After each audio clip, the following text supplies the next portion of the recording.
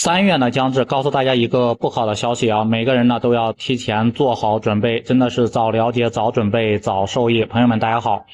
春节呢转眼就过去了啊，现在已经开工，都开始上班了。经历了3年的一个疫情之后呢，今年应该是放开的第2年啊，包括我们的各行各业实体经济也都迎来了一个复苏，包括街道上面过年的时候也都是非常热闹嘛，终于不用戴口罩了，就是一片繁荣的一个景象，也让很多人，特别是实体店的一个老板啊，都看到了一个希望。很多实体店的老板呢，在去年都想着呢，能够大干一场，把疫情3、4年的一个损失呢，全部都挣回来，挣一个大钱。可是呢，现实呢，恰恰是相反了，出乎很多人的一个意料啊。包括去年，包括今年过年的一个期间，就是在街道上面逛街的人是非常多的，各种步行街上面的人真的是非常多非常多，但是消费的人却真的是寥寥无几啊。很多人呢，就是只逛不买，只在那里闲逛嘛。包括今年过年，今年春节期间，很多人拜年的短信，包括拜年的一个红包，包括年货，都能准备的多少都准备多少，能不消费的钱就不消费了。就是我感觉很多人都压缩了自己的一个开支啊，不再大手大脚的一个花钱了。经历了几年的一个疫情啊，大家的整个的消费观念也发生了一个重大的转变，越来越多人都知道手里有钱，包括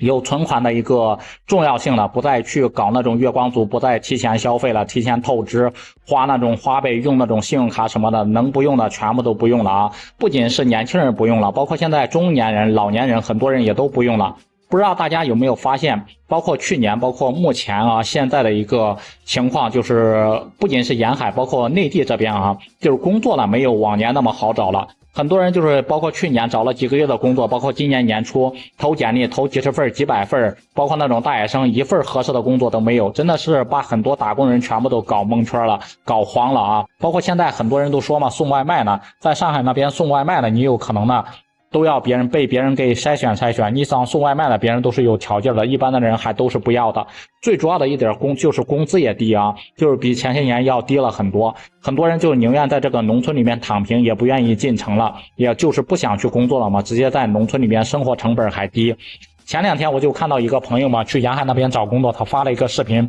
说他在广东那边呢找到了一个工作，结果呢那个工时啊，就是1个小时才15块钱1个小时，工资呢真的是低到不敢相信。在往些年，基本上他去到沿海那边，基本上分分钟就被那个大巴给拉走了，都是抢着要人的。但是现在呢，完全是相反了。还有一个就是现在的房子的利率，包括银行的一个利率，首付全部都是下调了啊。刚刚 LPR 又开始下调了，但是大家呢好像都不买房了，对这个房子呢好像没有什么兴趣了。经历了3年的一个疫情之后呢，好像很多人都这2年都活明白，彻底活通透了啊。就算房子呢，感觉也不是什么优质的一个资产，在自己手里呢，很有可能就是一个烫手山芋，没有必要了。为了一个钢筋水泥，城市里面的高楼大厦呢，而掏空自己很多年、30年，有可能50年的一个积蓄，还要背负几十年的一个房贷，天天就成为一个房奴。本来呢，自己日子过得挺舒服的，但是买完房之后呢，就成为房奴之后呢，真的是压力山大。其实呢，不买房子，包括我们租房子住，也可以过得很开心、很潇洒嘛。还有一点，不知道大家有没有意识到啊，就是现在的年轻人呢都不喜欢生孩子了啊。尽管呢，国家也是在倡导嘛，包括提倡大家在生2胎、3胎什么的，也有一系列的一个优惠政策，但是年轻人好像都不感兴趣了。就是生个1个小孩呀，大家都不愿意生了。就是很多人根本就不愿意结婚了，就是结婚的这个意愿也不怎么高了，都成大龄剩男，都成大龄剩女了，